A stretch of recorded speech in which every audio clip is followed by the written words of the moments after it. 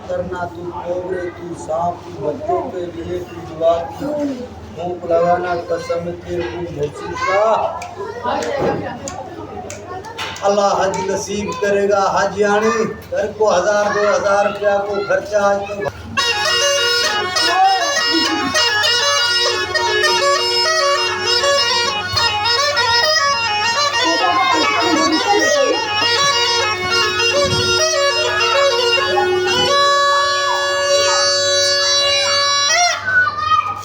खैर करेगा। बिस्मिल्लाह करके अभी सारे बच्चे लोग सांप के दूध के लिए 10-10, 20-20 रुपए डालेंगे।